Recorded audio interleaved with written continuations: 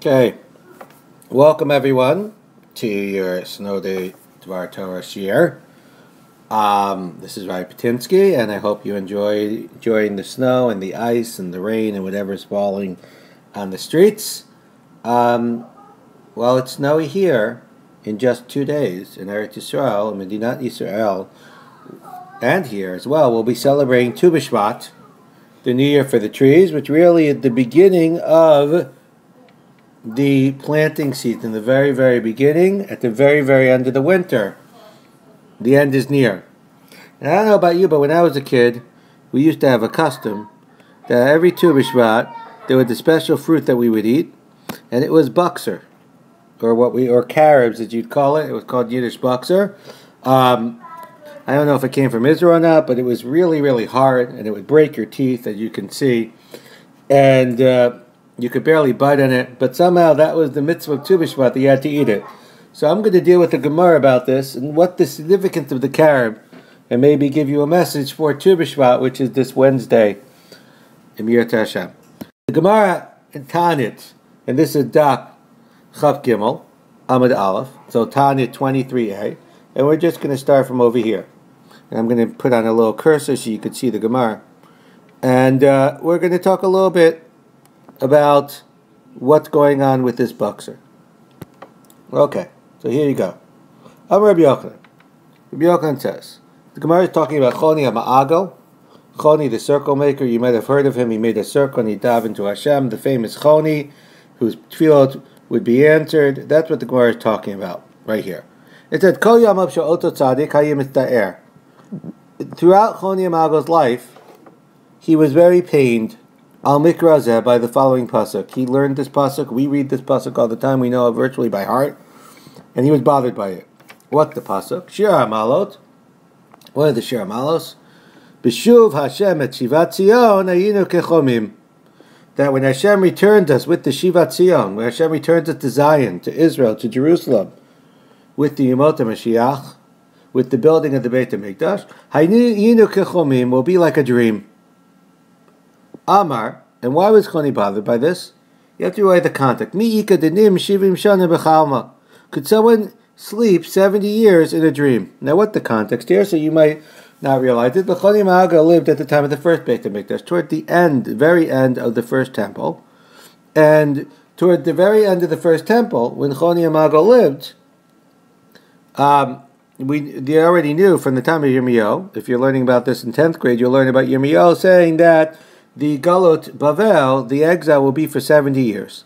So Choni said, the exile is going to be for 70 years. They're going to leave Israel, and then they're going to come back with Shivat Zion, and it'll be like a dream. And this sounds wonderful, but for Choni, this was really bothered. Amar, because he said, he was so bothered by the fact you're going to live 70 years. Imagine all the people who lived in Bavel for those 70 years, and it's only going to be like a dream. It's going to be like nothing. Their lives are going to be worthless because they lived in the Galut, they lived in the exile. Maybe they didn't even make it back to Zion, and their entire life was just a dream. So this is what bothers Choni. Choni living at the time of the first temple, knowing that he'll never live to see the second temple. He's going to go into Galut, and it's going to be worthless. It's just going to be like he was sleeping. Yom Echad havi azu ka'orcha. So one day Choni was going on the way. And he saw someone planting a carob tree. This is our buxer that I talked about.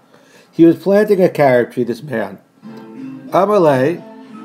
So he said, Mi'ika. Amalei. Hi, ad kama shanin taim. He said, how long is this carob tree going to last for? Until it bears fruit. Amalei ad shivin shana, 70 years. So this carob tree, the special tree, it only bears fruit after 70 years. So the guy's planting a little seed that's only going to bear fruit 70 years later. Amalei, pshita lach dechaya shivin shana. Is it so clear to you that you're going to live for 70 years? Amalei, hi gavra alma becharuva ashkechei. So he said, I found a world full of carob trees, the man says.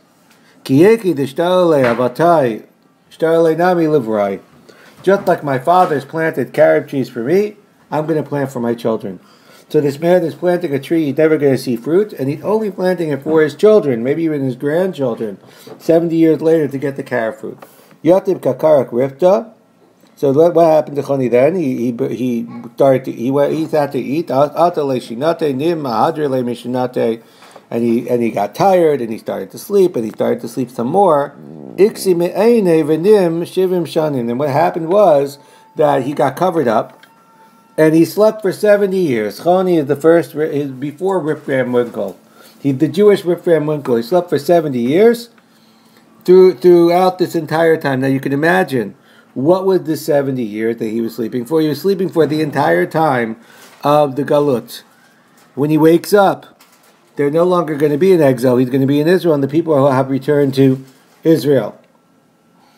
He got up. He didn't realize he was sleeping for 70 years. He went to the same carob tree, but it wasn't a seed, it was a tree, and there was someone who was getting fruit from it.